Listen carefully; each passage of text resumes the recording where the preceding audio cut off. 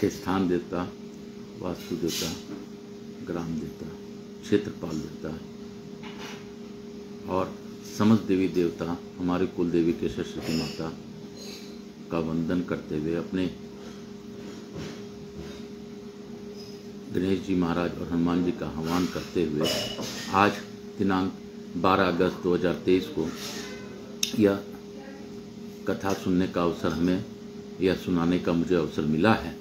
यह मेरे भोलेनाथ की ही विशेष कृपा है। मैं अपने गुरु आचार्य संगीत कृष्ण जी महाराज समरिया बाबा को नमन करते हुए, प्रदीप मिश्रा जी का धन्यवाद देते हुए, उनको भी प्रणाम करते हुए और थोड़ा सा नाम जाप इत्यादि करते हुए हम लोग कथा को प्रारंभ करेंगे। मैं अपना अल्प परिचय देता हूँ। मेरा नाम आकाश कुमार राजगढ़िया है। बंसल गोत्र उत्पन्न हम, उमाशंकर नारायणी देवी राजगढ़िया का पुत्र। मैं ईश्वर की दया से, भोलेनाथ की कृपा से यह पाठ पढ़ पा रहा हूँ। यह मेरे विश्वनाथ की ही दया है। हर हर महादेव, शिव काशी, शिव काशी, शिव काशी। जो बोले काशी काशी, शिव काशी, काशी काशी, शिव काशी, काशी काशी, शिव काशी, शिव काशी, शिव काशी, शिव काशी। जो बोले काशी काशी, शिव काशी, काशी काशी, शिव काशी, काशी काशी, शिव काशी। हे त्रिपुंडधारी त्रिपुरारी, हे त्रिपुरारी, मेरी रक्षा कीजिए। मुझे इस कथा को सुनाने के लिए आप शब्द दीजिए। आपका ही दिया हुआ कृपा है जो मैं ये कथा पढ़ पा रहा हूँ, वरना मेरे में सामर्थ्य नहीं है कि मैं कुछ भी पढ़ पाऊँ। हे गणेश जी महाराज, हे माँ सरस्वती, मेरे इस वाणी से लोगों को समझ में आए, ऐसी कृपा बनाए रखिए। और इसके साथ ही हम लोग नाम जाप प्रारंभ करेंगे। श्री शिवाय नमस्तुभ्यम, हर हर महादेव।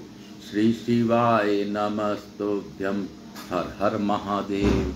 श्री शिवाय नमस्तुभ्यम, हर हर महादेव। श्री शिवाय नमस्तुभ्यम, हर हर महादेव। श्री शिवाय नमस्तुभ्यम, हर हर महादेव। हर हर महादेव, घर घर महादेव, हर हर महादेव, घर घर महादेव। शिव काशी, शिव काशी, शिव काशी। जो बोले शिव काशी, शिव काशी, शिव काशी, शिव काशी, शिव काशी। जो बोले शिव काशी, शिव काशी। हर हर महादेव। काल हर, दुख हर, दारी धर, कष्ट हर, हर हर महादेव। मेरे भोले बाबा के कई कई रूप रे। हर हर महादेव, घर घर महादेव, हर हर महादेव, घर घर महादेव। मेरे विश्वनाथ के कई कई हाथ रे। हर हर महादेव, हर हर महादेव, हर हर महादेव, घर घर महादेव।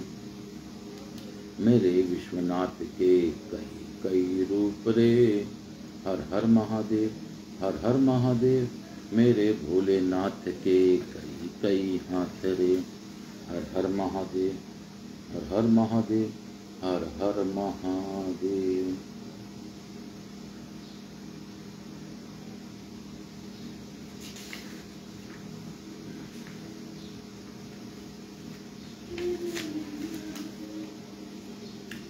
आज चतुर्दशो अध्याय, यानी कि आज हम लोग 14वां अध्याय रुद्र संहिता का पढ़ेंगे। कल तक हमने 13वां अध्याय को पूर्ण किया था। आज 14वां अध्याय की ओर आगे बढ़ेंगे। इस अध्याय को प्रारंभ करने से पूर्व मैं पुनः आप सबसे विनती करता हूँ, आप लोग भावपूर्वक सुने। मुझे पूर्ण विश्वास है इस कथा को सुनने से आप लोगों के घर में सुख शांति समृद्धि आएगी और आप लोगों का पापों का क्षय होगा। पापों का नाश करने के लिए ही यह कथा शायद भोलेनाथ ने मुझे प्रेरित किया है और मैं पढ़ पा रहा हूँ, यह भी उनकी ही दया है। तो कथा हम लोग प्रारंभ करते हैं। विभिन्न पुष्पों, अन्नों तथा जलादि की धाराओं से शिव जी की पूजा का महात्म्य। ऋषिगण बोले, हे महाभाग, हे व्यास ऋषि शिष्य, आप सब प्रमाण हमें यह बताइए कि किन किन पुष्पों से पूजन करने पर भगवान सदाशिव कौन कौन सा फल प्रदान करते हैं। सूत जी बोले, हे शनोक आदि ऋषियों, आप आदर पूर्वक सब सुने।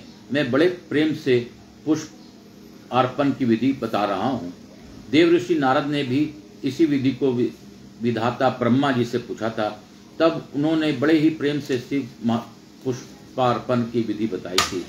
ब्रह्मा जी बोले, हे नारद, लक्ष्मी प्राप्ति की इच्छा वाले को कमल, बिल्व पत्र, सतपत्र और शंख पुष्प से भगवान शिव की पूजा करनी चाहिए। हे विप्र, यदि 1 लाख की संख्या में इन पुष्पों द्वारा भगवान शिव की पूजा की जाए तो सारे पापों का नाश होता है और लक्ष्मी की भी प्राप्ति हो जाती है, इसमें संशय नहीं है। 20 कमलों का एक प्रस्थ बताया गया है, 1 सहस्त्र बिल पत्रों का आधा प्रस्थ कहा गया है, 1 सहस्त्र सतपत्र से आधे प्रस्थ की परिभाषा की गई है। 16 फलों का एक प्रस्थ होता है और 10 टंकों का एक फल। जब इसी मान से पत्र, पुष्प आदि को तुला पर रखें तो वह संपूर्ण अभीष्ट को प्राप्त कर लेता है, और यदि निष्काम भाव से युक्त है तो वह इस पूजन से शिव स्वरूप हो जाता है। हे मुनीश्वरों, जो राज्य प्राप्त करने का इच्छुक है उसे 10 करोड़ पार्थिव शिवलिंगों की पूजा के द्वारा भगवान शंकर को प्रसन्न करना चाहिए।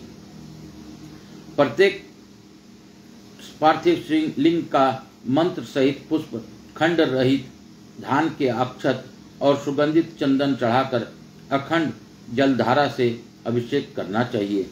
तदंतर प्रत्येक पार्थिव लिंग पर मंत्र सहित अच्छे अच्छे बेलपत्र अथवा सतपत्र और कमल पुष्प समर्पित करनी चाहिए। प्राचीन ऋषियों ने कहा है कि यदि शिवलिंग पर शंख पुष्पी के फूल चढ़ाए जाएं तो इस लोक और परलोक में सभी कामनाओं का दिव्य फल प्राप्त होता है। धूप, दीप, नैवेद्य, अर्घ, आरती, प्रदक्षिणा, नमस्कार, क्षमा प्रार्थना और विसर्जन करके जिसने ब्राह्मण भोजन करा दिया उसे भगवान शंकर अवश्य राज्य प्राप्त दान कर देते हैं। जो मनुष्य सर्वश्रेष्ठ बनने का इच्छुक है वह उपयुक्त कही गई विधि के अनुसार उसके आधे अर्थात 5 करोड़ पार्थिव शिवलिंगों का यथाविधि पूजन करे। कारागार में पड़े मनुष्य को 1 लाख पार्थिव लिंगों से भगवान शंकर की पूजा करनी चाहिए। यदि रोगग्रस्त हो तो उसे उस संख्या के आधे अर्थात 50,000 पार्थिव लिंगों की शिव की पूजा करनी चाहिए। कन्या चाहने वाले मनुष्य को उसके आधे अर्थात 25,000 पार्थिव लिंगों की शिव का पूजन करना चाहिए। जो विद्या प्राप्त करने की इच्छा रखता है उसे चाहिए कि वह उससे भी आधे पार्थिव लिंगों को शिव की पूजना अर्चना करे। जो वाणी का अभिलाषी हो उसे घी से शिव की पूजा करनी चाहिए। घी से शिव की पूजा करनी चाहिए। अभिचार आदि कर्मों के में कमल पुष्पों में शिव पूजन का विधान है। समान राजाओं पर विजय प्राप्त करने के लिए 1 करोड़ कमल पुष्पों से शिव का पूजन करना प्रशस्त माना गया है। राजाओं को अपने अनुकूल करने के लिए 10 लाख कमल पुष्पों से पूजन करने का विधान है। यश प्राप्त करने के लिए उतनी ही संख्या कही गई है और वाहन आदि की प्राप्ति के लिए 1000 पार्थिव लिंगों की पूजा करनी चाहिए। मोक्ष चाहने वाले 5 करोड़ कमल पुष्पों की उत्तम भक्ति से शिव की पूजा करनी चाहिए। ज्ञान चाहने वाला 1 करोड़ कमल पुष्प से लोक कल्याणकारी शिव का पूजन करे और शिव का दर्शन प्राप्त करने का इच्छुक उसके आधे कमल पुष्प से उनकी पूजा करे। कामनाओं की पूर्ति के लिए महामृत्युंजय मंत्र का जप भी करना चाहिए। 5 लाख महामृत्युंजय मंत्र का जप करने पर भगवान सदाशिव निश्चित ही प्रत्यक्ष हो जाते हैं। 1 लाख जप से शरीर की शुद्धि होती है, दूसरे लाख के जप से पूर्व जन्म के बाद का स्मरण होता है, तीसरे लाख के जप से संपूर्ण काम्य वस्तुएं प्राप्त हो जाती है, चौथे लाख का जप होने पर भगवान शिव का दर्शन होता है और जब 5वें लाख का जप पूरा होता है तब भगवान शिव जप का फल निसंदेह प्रदान करते हैं।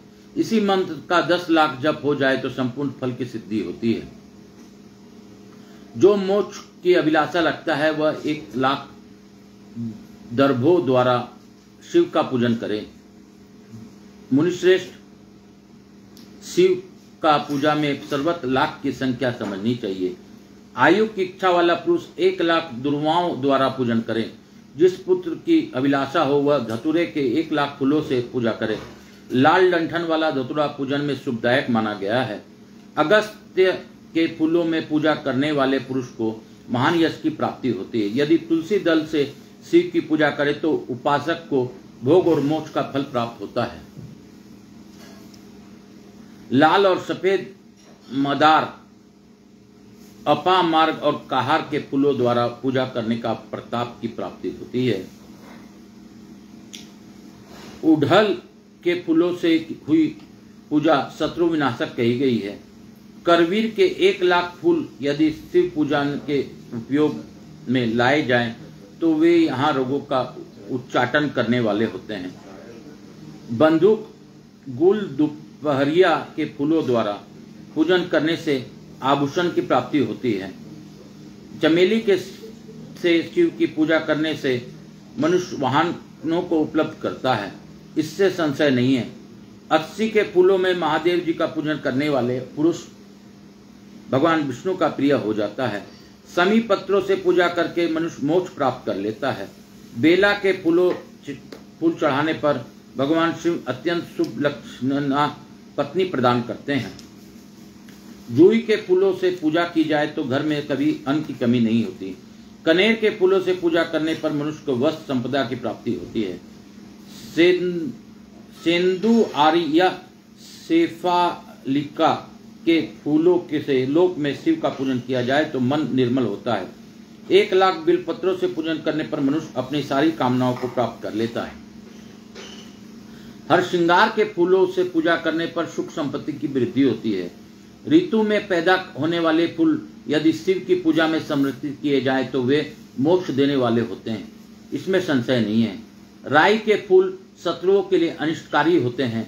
इन फूलों को 1,00,000 की संख्या में शिव के ऊपर चढ़ाया जाए तो भगवान शिव प्रचुर फल प्रदान करते हैं। चंपा और केवड़े को छोड़कर अन्य कोई ऐसा फूल नहीं है जो भगवान शिव को प्रिय न हो। अन्य सभी पुष्पों को समर्पित करना चाहिए।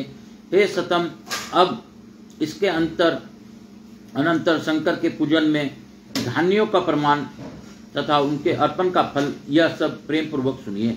हे विप्र, महादेव के ऊपर परम भक्ति से अखंडित चावल चढ़ाने से मनुष्य को लक्ष्मी बढ़ती है।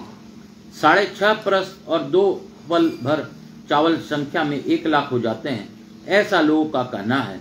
रुद्र प्रधान मंत्र से पूजा करके भगवान शिव के ऊपर बहुत सुंदर वस्त्र चढ़ाएं और उसी पर चावल रखकर समर्पित करें तो उत्तम है। तत्पश्चात उसके ऊपर गंध पुष्प आदि के साथ एक श्रीफल चढ़ाकर धूप आदि निवेदन करें तो पूजा का पूरा फल प्राप्त होता है। प्रजापति देवता से चिन्हित 2 चांदी के रुपए अथवा मास संख्या से उपदेष्टा को दक्षिणा देनी चाहिए, अथवा यथाशक्ति जितनी दक्षिणा हो सके उतनी दक्षिणा बताई गई है। वहां शिव के समय 12 ब्राह्मणों को भोजन कराएं, इससे मंत्र पूर्वक सांगोपांग लक्ष्य पूजा संपन्न होती है। जहां 100 मंत्र जपने की विधि हो वहां 108 मंत्र जपने का विधान बताया गया है। 1,00,000 पल तिलों का अर्पण पातकों का नाश करने वाला होता है। 11 पल 64 मासा में 1,00,000 का संख्या में तिल होते हैं। अतः इस परिमाण के अनुसार तिल द्वारा अपने कल्याण के लिए पूर्व की भांति पूर्वोक्त विधि से शिव की पूजा करनी चाहिए। इस अवसर पर मनुष्य को ब्राह्मणों को भोजन कराना चाहिए, इसके महापातक जन्य दुख निश्चित ही दूर हो जाता है। इस प्रकार 1,00,000 यव से भी हो गई शिव की पूजा उत्तम कही गई है। 8.5 परस और 2 पल 8.5 शेर 13 मासा यव प्राचीन परिमाण के अनुसार संख्या में 1,00,000 यव के बराबर होते हैं। मुनियों ने यव के द्वारा की गई पूजा को स्वर्ग का सुख प्रदान करने वाला बताया है। फल प्राप्ति के इच्छुक लोगों को यव पूजा करने के पश्चात ब्राह्मणों के लिए प्रजापति देवता के द्रव्यभूत चांदी के रुपए भी दक्षिणा रूप में देना चाहिए। गेहूं से भी की गई शिव पूजा प्रशस्त है। यदि 1,00,000 गेहूं से शिव की पूजा की जाए तो उसकी संतति की अभिवृद्धि होती है। विधानता आधा द्रोण 8 शेर परिमाण में गेहूं की संख्या 1,00,000 होती है। शेष विधान विधि पूर्वक करने चाहिए। 1,00,000 मूंग से पूजन करने किए जाने पर भगवान शिव सुख देते हैं। 7.5 प्रतिशत और 2 पल 7.5 से 13 मासा भर मूंग संख्या में 1,00,000 होती है, ऐसा प्राचीन लोगों ने कहा है। इसमें 11 ब्राह्मणों का भोजन कराना चाहिए। प्रियुंग काकुन के द्वारा धर्माध्यक्ष परमात्मा शिव की पूजा करने पर धर्म, अर्थ और काम की अभिवृद्धि होती है। वह पूजा सभी सुखों को देने वाली है। प्राचीन लोगों का ने कहा है कि एक प्रश्न में 1 लाख प्रियंगु होते हैं। इसके अनंतर 12 ब्राह्मणों को भोजन कराना बताया गया है। राई से की गई शिव पूजा शत्रु विनाशक कही गई है। 20 फल 30 मासा भर सरसों के 1 लाख दाने हो जाते हैं। उन 1 लाख सरसों के दानों से की गई पूजा, शिव की पूजा निश्चय ही शत्रु के लिए घातक होती है, ऐसा कहा गया है। अरहर की पत्तियों से शिव को सुशोभित करके उनका पूजन करना चाहिए। शिव की पूजा करने के पश्चात 100 और 1 गौ और 1 बेल का दान करना चाहिए। मरीची काली मिर्च से की गई शिव की पूजा शत्रु का नाश करने वाली बताई गई है। अरहर की पत्तियों में से रंग करके शिव की पूजा करनी चाहिए। यह पूजा नाना प्रकार के सुख एवं सभी अभिष्ट फलों को देने वाली है। हे मुनि सतम, शिव पूजा में इस प्रकार से प्रयुक्त धान्यों का परिमाण तो आपने आप लोगों को बता दिया है। हे मुनीश्वर, अब प्रेम पूर्वक 1 लाख पुष्पों का परिमाण भी सुने। सुषुम मान को प्रदर्शित करने वाले व्यास जी ने एक प्रश्न में शंख पुष्पों की संख्या 1 लाख बताई है। 11 प्रहस्त में चमेली के फूलों का मान 1 लाख कहा गया है। इतना ही जूही के फूलों का मान है और उसका आधा राई के फूलों का मान होता है। मल्लिका मालती के लाख फूलों का पूर्ण मान 20 प्रहस्त है। तिल के पुष्पों का मान मल्लिका के मान की अपेक्षा 1 प्रहस्त कम होती है। कनेर के पुष्पों का मान तिल के पुष्पों के मान का तिगुना कहा गया है। पंडितों ने निर्गुंडी के पुष्पों का भी उतना ही मान बताया है। केवड़ा, शिरीष तथा गंदुजीव दोपहरिया के 1 लाख पुष्पों का मान 10 प्रहस्त के बराबर होता है। इससे अनेक प्रकार के मान की दृष्टि से रखकर सभी कामनाओं की सिद्धि के लिए तथा मुक्ति प्राप्त करने के लिए कामना रहित होकर शिव की पूजा करनी चाहिए। अब मैं जल धारा पूजा के महान फलों को कहा रहा हूँ, जिसके श्रवण मास से ही मनुष्यों का कल्याण हो जाता है। भक्ति पूर्वक सदा शिव की विधिवत पूजा करने के पश्चात उन्हें जल धारा समर्पित करें। शनिपातादि ज्वर में होने वाली प्रलाप की शांति के लिए भगवान शिव को दी जाने वाली कल्याणकारी जलधारा शतरुद्रीय मंत्र से, एकादश रुद्र से, रुद्र मंत्रों के जप से, पुरुष सूक्त से, 6 ऋचा वाले रुद्र सूक्त से, महामृत्युंजय मंत्र से, गायत्री मंत्र से अथवा शिव के सहस्त्रोक्त नामों के आदि से में प्रणव और अंत में नमः पद जोड़कर बने हुए मंत्रों द्वारा अर्पित करनी चाहिए। सुख और संतान की वृद्धियों के लिए जलधारा द्वारा पूजन उत्तम होता है। उत्तम भस्म धारण करके उपासक को प्रेम पूर्वक नाना प्रकार के शुभ एवं दिव्य द्रव्यों द्वारा शिव की पूजा करनी चाहिए और शिव पर उनके सहस्त्र नाम मंत्रों द्वारा घृत की धारा गिरानी चाहिए। ऐसा करने पर वंश का विस्तार होता है, इसमें संशय नहीं है। इस प्रकार यदि 10,000 मंत्रों द्वारा शिव की पूजा की जाए तो प्रमेह रोग की शांति होती है और उपासक को मनोवांछित फल की प्राप्ति हो जाती है। यदि कोई नपुंसकता की प्राप्त हो तो वह घी से शिव जी की फली भांति पूजा करे। इसके पश्चात ब्राह्मणों को भोजन कराए। साथ ही उसके लिए मुनीश्वरों से प्रजापत्य व्रत का भी विधान किया है। यदि बुद्धि जड़ हो जाए तो उस अवस्था में पूजक को केवल सकरा मिश्रित दुग्ध की धारा चढ़ानी चाहिए। ऐसा करने पर उसकी बृहस्पति के समान उत्तम वृद्धि हो जाती है। जब तक 10,000 मंत्र न हो जाए तब तक दूध धारा द्वारा भगवान शिव का पूजन करते रहना चाहिए। जब शरीर के अकारण ही उच्चाटन होने लगे, जी उचट जाए, जहाँ कहीं भी प्रेम न लगे, दुख बढ़ जाए और अपने घर में सदा कलह होने लगे, तब पूर्वोक्त रूप से दूध की धारा चढ़ाने से सारा दुख नष्ट हो जाता है। शत्रुओं का संतप्त करने के लिए पूर्ण प्रयत्न के साथ भगवान शिवकर के ऊपर तेल की धारा अर्पित करनी चाहिए। ऐसा करने पर निश्चित ही कर्म की सिद्धि होती है। सुगंधित तेल की धारा अर्पित करने पर भोगों की वृद्धि होती है।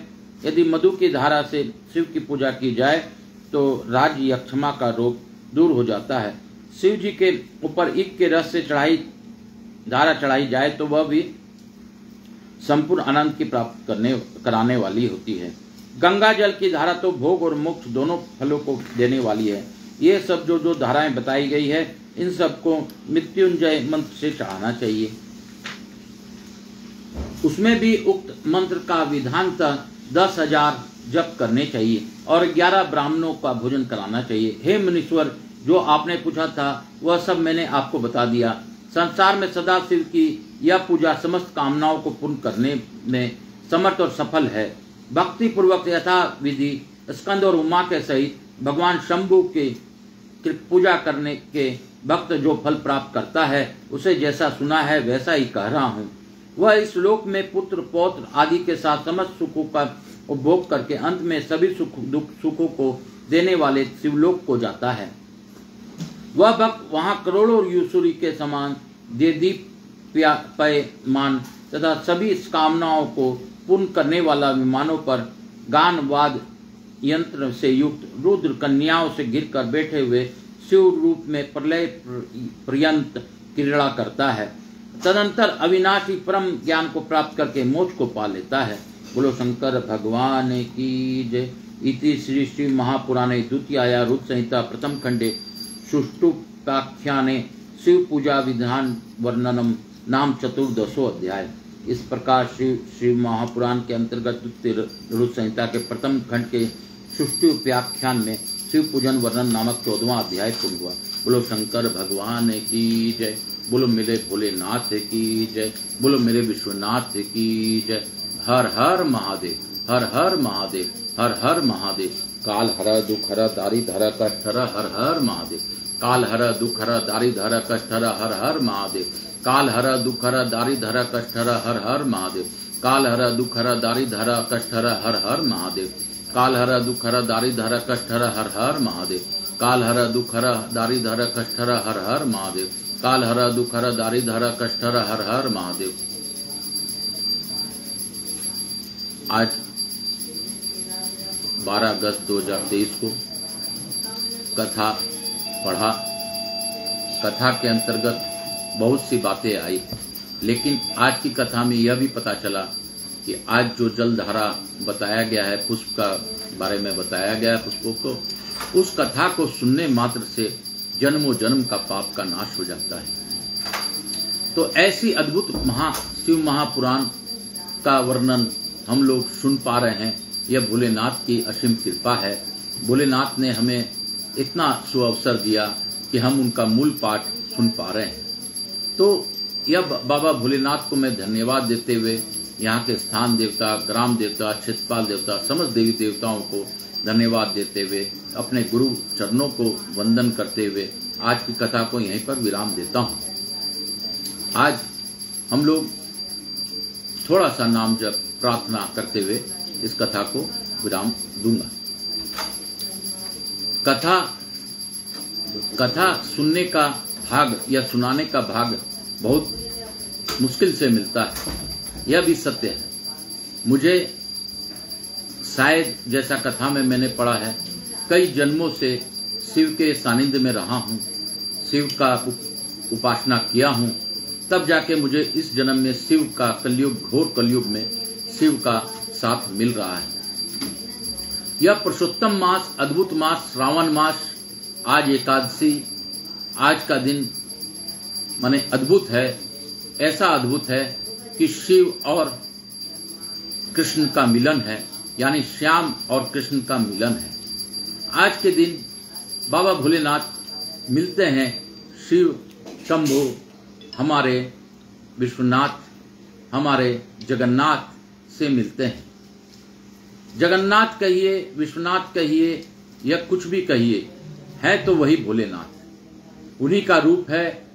जिस प्रकार बैंक में एक जनरल मैनेजर होते हैं, फिर उससे नीचे, फिर उससे नीचे, फिर उससे नीचे, ऐसे करके अगर हमें पैसा लेना हो तो जनरल मैनेजर पैसा नहीं देगा, हमें कैशियर के पास ही आना पड़ेगा। तो विभागों का बंटवारा मेरे भोलेनाथ ने किया है, लेकिन सत्य यही है कि जो भी हैं ईश्वर एक हैं। पूर्ण ब्रह्म ओमकारेश्वर महादेव ही हमारे सब कुछ हैं। इसीलिए उन्होंने अपना लिंग भी बनाया है, जो ज्योतिर्लिंग को आप देखेंगे, एक हमारा ज्योतिर्लिंग ओमकारेश्वर है। तो ओमकारेश्वर के बारे में आज थोड़ा सा मैं बताऊंगा कि ओमकारेश्वर उस पर्वत पर विराजमान है जहां ओम की आकृति में पर्वत है। ऐसा अद्भुत, ऐसा अगर आप ऊपर से इसका पर्वत का फोटो लेते हैं तो खुद ओम ही मिलता है। वहीं ओमकारेश्वर में ओमकारेश्वर नाथ विराजमान है। और मैंने पढ़ा है इस महापुराण में कि ओम ही पूर्ण ब्रह्म है, ओम से ही सभी की माने उत्पत्ति हुई है। ओम नाथ से ही मेरे भोलेनाथ ने अपना परिचय दिया है। आपने अगर सुना होगा, आपने कुछ फिल्म भी देखी होगी, तो उस फिल्म में भी यही दिखाया गया है कि ओम को छोड़ा गया। ओम नाथ जब अंतरिक्ष में गया तो एलियन आता है और ऋतिक रोशन के साथ में वो मुलाकात होती है। आपने यह अनुभव फिल्म देख के किया होगा। तो यह सत्य है, यह सत्य है, यह सत्य है। अगर कुछ सृष्टि में सच है तो वह ओमकारेश्वर हमारे भोलेनाथ हैं। हमारे ओम के रूप में बाबा भोलेनाथ ही विराजमान है। यहां तक कि वैज्ञानिकों ने भी माना है कि सूर्य से एक आवाज निकलती है, वो ओम ओम ओम ओम की नाद निकलती है। तो इतना अद्भुत संगम हमारे यह ओम से है। हम सनातनवासी, हम सनातन धर्म के मानने वाले, हम हिंदुस्तान के वासी, हमारे ऋषि मुनियों ने कई हजारों साल पहले यह बताया है कि ओम ही सर्वश्रेष्ठ है। ओम का नाद चारों ओर गूंजता है, जो कि हमें सुनाई नहीं देता। लेकिन सत्य है कि आप अगर ध्यान मग्न हो, ओम को अगर आप अपने ऊपर जब अपने ध्यान में शामिल करेंगे तो आपको सारा सृष्टि, सारा कुछ सत्यता खुद ब खुद आ जाएगा। लेकिन फिर भी हम लोग आज राम नाम लेते हुए और नाम जाप करते हुए यहीं पर विराम देंगे। राम राम राम राम राम राम राम राम राम राम राम राम राम राम राम राम। श्री शिवाय नमस्तुभ्यं। ओम नमः शिवाय।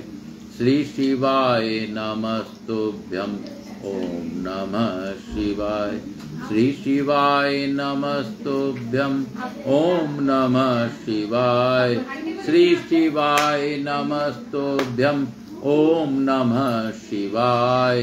श्री शिवाय नमस्तुभ्यं। ओम नमः शिवाय। श्री शिवाय नमस्तुभ्यं। ओम नमः शिवाय। हर हर भोले। हम लोग इससे पूर्व एक प्रार्थना करेंगे। यह प्रार्थना आज के लिए बहुत ही जरूरी है, मुझे अभी भान हुआ तो मैं यह प्रार्थना करता हूं और आप लोगों से भी करवाता हूं। आप लोग भी मैं जिस प्रकार बोलूं, आप लोग ये मन में बोल सकते हैं। हे भोलेनाथ, हे विश्वनाथ, हे शंकर शंभु, हे जगन्नाथ, हे महाप्रभु, आज की कथा हम लोगों ने सुनी, जानी। हे महाप्रभु, आज का दिन बहुत ही श्रेष्ठ दिन है। एकादशी का दिन है, 11 का दिन है, जो कि पुरुषोत्तम माह, श्रावण माह का दिन है। आज पितरों को तर्पण करने का भी दिन है। तो हे महादेव, हे भोलेनाथ, मैं आकाश राजगढ़िया बंसल गोत्र उत्पन्नो हम, उमा शंकर नारायणी देवी का पुत्र, आपसे प्रार्थना करता हूँ कि हे महादेव, आप मेरे इस कथा श्रवण से मेरे पूर्वजों को आगे की गति दें, मुक्ति प्रदान करें। अगर मेरे कोई पूर्वज का कष्ट मेरे जीवन में हो रहा हो और उन्होंने मेरे ऊपर उपेक्षा रखी है कि मुझे मुक्ति का मार्ग में बनूं, तो हे महादेव, हे भोलेनाथ, हे करुणा निधान, हे विष्णु, आप ही सब कुछ मुझसे इस कथा के माध्यम से प्रसन्न होइए। और आप, मैं तो अबोध बालक हूँ, मैं सच में इस कलयुग में यह नहीं जानता कि किस विधि विधान से मेरे पितर तृप्त होंगे, क्योंकि मैं अज्ञानता हूँ, मैं तो बच्चा हूँ। अज्ञान के कारण मैं नहीं जानता कि क्या सत्य है क्या झूठ। लेकिन यह जरूर जानता हूँ कि अगर कुछ सत्य है तो मेरे भोलेनाथ ही सत्य हैं। हे विश्वनाथ, हे काशीपतिनाथ, आप की इस कथा से जो भी मैं जान पाया हूँ, आप मेरे पूर्वजों को आगे की गति दीजिए, मुक्ति दीजिए। मेरे जीवन में अगर पितर दोष का कष्ट है तो उसे दूर कीजिए। और हमारे परिवार जो कि आपने ही दिया है, आपका दिया हुआ परिवार कैसे चलाना है, क्या करना है, आप जानिए। मेरी इच्छाएं तो बहुत है महादेव, लेकिन मैं उन इच्छा को पूर्ति अगर आप चाहेंगे तभी होगी। हे महादेव, जो मुझसे गलती हुई हो उसे क्षमा करते हुए मेरे पूर्वजों को मुक्ति दीजिए। हर हर महादेव। श्री शिवाय नमस्तुभ्यम। हर हर महादेव। श्री शिवाय नमस्तुभ्यम। हर हर महादेव। ओम त्र्यंबकं यजामहे सुगंधिं पुष्टिवर्धनम् उर्वारुकमिबन्धनात् मृत्योर्मोक्षीयमामृतात्। ओम त्र्यंबकं यजामहे सुगंधिं पुष्टिवर्धनम् उर्वारुकमिबन्धनात् मृत्योर्मोक्षीयमामृतात्। ओम त्र्यंबकं यजामहे सुगंधिं पुष्टिवर्धनम् उर्वारुकमिबन्धनात् मृत्योर्मोक्षीयमामृतात्। ओम त्र्यंबकं यजामहे सुगंधिं पुष्टिवर्धनम् उर्वारुकमिबन्धनात् मृत्योर्मोक्षीयमामृतात्। अब हम लोग 3 बार ओम का नाद करेंगे, जिससे कि हम लोग देखेंगे कि अगर अपने पूर्वज कोई है, ध्यान लगा करके अपने ध्यान अवस्था में ही रहना है। 3 बार इस ओम नाद से ही आपको सब सत्य दिखने लगेगा, मुझे पूर्ण विश्वास है।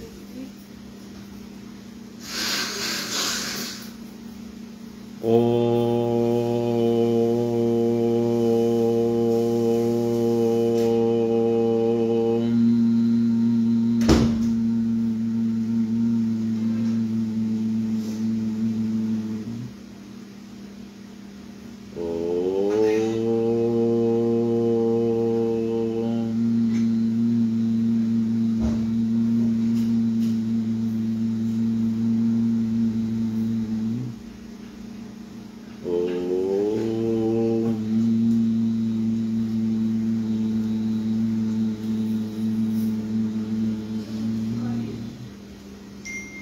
श्री शिवाय नमस्तुभ्यम। श्री शिवाय नमस्तुभ्यम। हर हर महादेव। काल हर दुख हर दारिद्र कष्ट हर। हर हर महादेव। काल हर दुख हर दारिद्र कष्ट हर। हर हर महादेव। महादेव दया दीनान। हर हर